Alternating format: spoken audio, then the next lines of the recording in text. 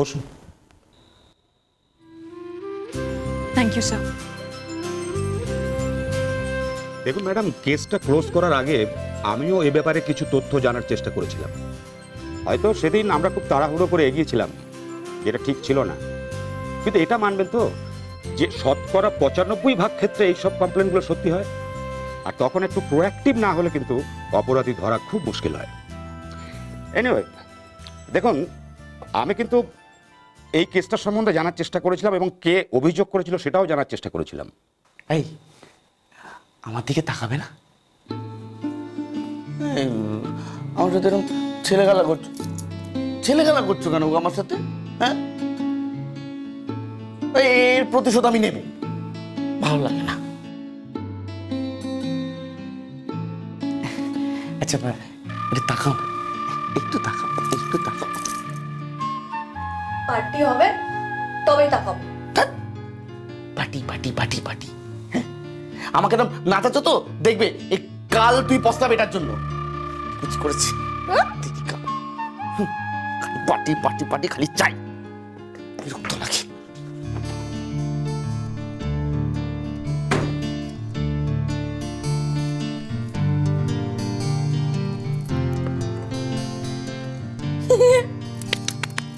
Party হবে। যতদূর মনে পড়ছে সোনালী মিত্র নামে কেউ কমপ্লেনটা করেছিল, কিন্তু ইনভেস্টিগেট করে দেখা যায় যে তার নাম ঠিকানা সব ফেক ছিল। সুতরাং বুঝতেই পারছেন যে ইচ্ছে থাকলেও আমি আপনাকে কোনো হেল্প করতে পারছি না। তাও স্যার আমি একবার চেষ্টা করতে চাই। মানে আপনি কি বলতে চাইছেন যে পুলিশ যে কেসে কিছু বার করতে পারেনি আপনি পারবেন? আমাদের উপর কোনো আস্থা নেই আপনার? না স্যার, ভুল বুঝবেন না, আমি পুলিশকে এই সিস্টেমটাকে খুব বিশ্বাস করি। স্যার প্লিজ, আমি ওই কমপ্লেনটা একবার নিজের চোখে দেখতে চাই। এটা আমার কাছে খুব ইম্পর্ট্যান্ট। একজন মানুষ যে কোনো অন্যায় করেনি, সে শাস্তি পেয়েছে, অপমানিত হয়েছে। Sir please. আপনি তো আমাকে অবাক করলেন দেখছি। দেখুন, লোকে বাপ মায়ের জন্য এসব করে ঠিক আছে, কিন্তু শাশুড়ির জন্য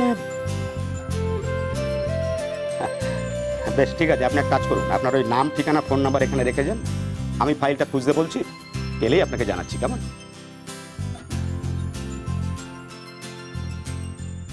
এই বাড়িতে এখন সবাই কি করছে? বড়দি নিশ্চয়ই আজকে রান্না করছে। আরে সবাইকে ওই খাবার খেতে হবে।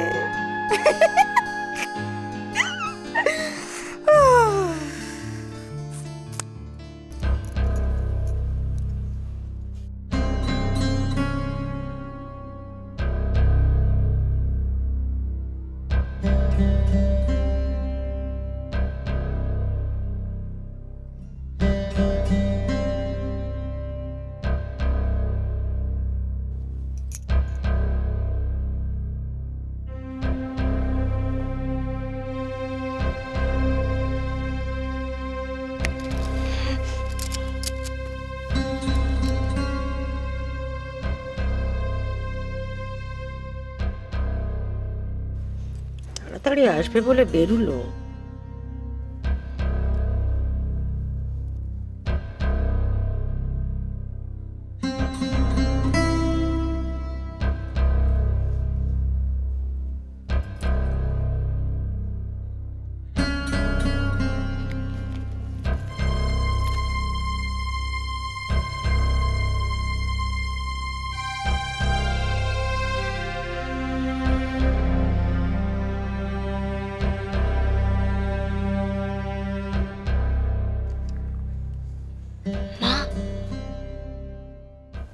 দেখো দুজনে একসঙ্গে ফিরলো, মানেটা বুঝতে পারলে? নিশ্চয়ই দুজনে একসঙ্গে গেছিল। আগুন লাগাবার হলে রাত্রির বেলায় রান্নার সময় লাগিও, কাজে দেবে।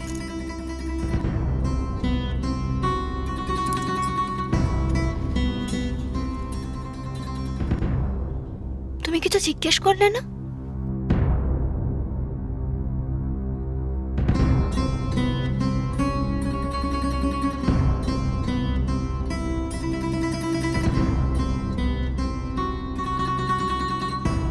কে রে, বাজারে আজ এত দেরি হলো?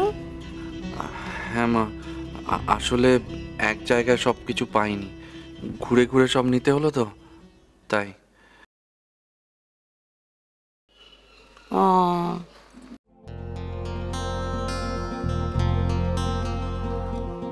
মা কি করছো?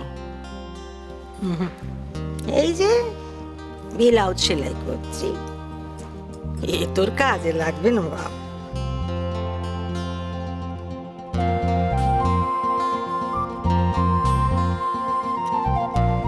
আহারে, মুখখানা শুকিয়ে গেছে। রোদ্দুরে খুব ঘুরতে হয়েছে বুঝি। বাড়িতে দই আছে, একটু ঘোল করে দেবো, খাবি? হ্যাঁ হ্যাঁ হ্যাঁ, বানিয়ে দাও না মা, খাবো। তার মানে দুজনে বাইরে থেকে খেয়ে আসেনি।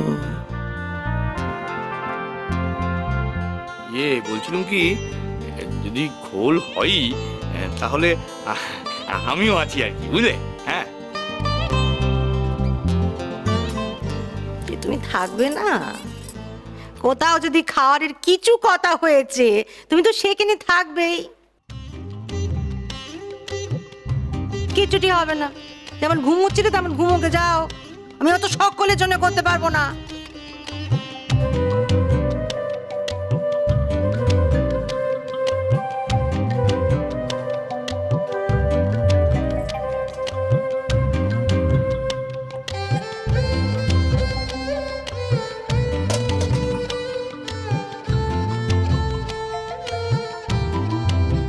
কি হলো, রেখে নিয়ে এসে বসা হলো কেন?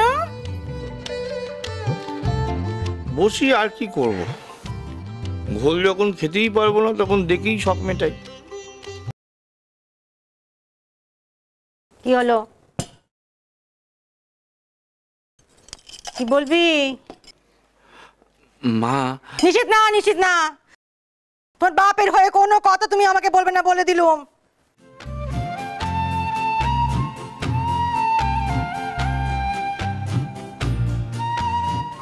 আসলে মা, একটা অন্য কথা বলার ছিল।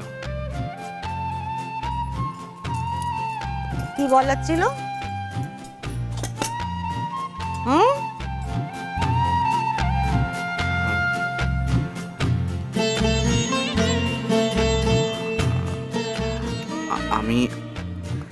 আমি ভাবছিলাম যে, ভাবা শেষ হয়েছে? হ্যাঁ, ভাবা শেষ হলে বলে ফেল। ভাবতে ভাবতে বলিসনি, তাহলে পুরোটা বলা হবে না।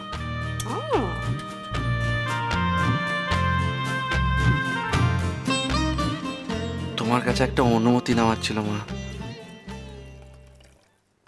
তুমি যদি অনুমতি দাও তাহলে আজ বিকেলে আমি উষসীকে নিয়ে সিনেমা দেখতে যেতে পারি।